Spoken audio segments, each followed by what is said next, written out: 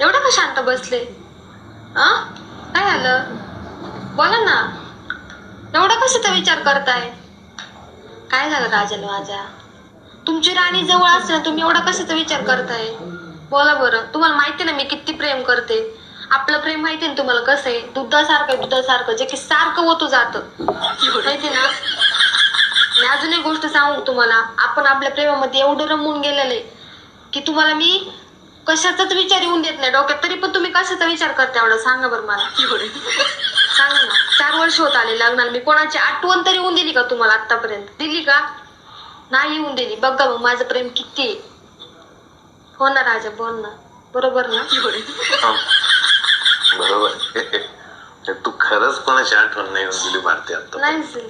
भारतीच म्हणतो राणी, म्हणजे माझी राणी. खरंच तुम्हाला कोणाचीच आठवण नाही येऊन दिली.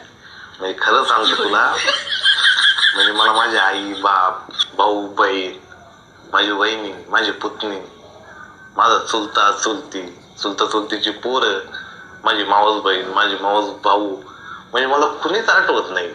म्हणजे त्यात माझी मावशी, माझा काका, माझे म्हणजे चुलत भाऊ, मला कुणीच आठवत नाही. खरंच खरंच. म्हणजे आत्या, मामा, मामी, माझ्या मामाची पोरगी नाही, त्यांचं लग्न झालं असं, पण मला खरंच कोणी आठवत नाही. हा, त्यात माझे मित्र. 4 वर्ष झाली माझ्या लग्नाला, माझ्या म्हणजे आपल्या दोघांच्या. मला खरंच माझे मित्र सुद्धा आठवणात भारती. बिचाऱ्यांचे लग्न झालेत का अजून मोकाट फिरू राहिले. खरंच त्यांना भेटणं पण शक्य होत नाही. काय चाललं असं बिचाऱ्यांच्या आयुष्यात खरंच. आणि मला तू एवढं व्यस्त केली की मला खरंच कोणाचीच आठवण नाही येते. खरंच की तू एवढं प्रेम करते, म्हणजे खरं तुझं प्रेम आहे ना, तुझ्या प्रेमात एवढा रमलोय मी. माझ्या आयुष्याला आहे ना खरंच असा भरारी आली ग माझ्या आयुष्यात. हो, आलीच भरारी. हो, तेच म्हणलं, एवढी भरारी आली. खरंच तू माझी राणी, आपला गोड राजकुमार आणि मी राजा. हा, आणि मला कोण आठवतं माहितीये का? मला तुझ्या माहेरचं मंत्रिमंडळ आठवतं. आणि तू, हो, मंत्रिमंडळ.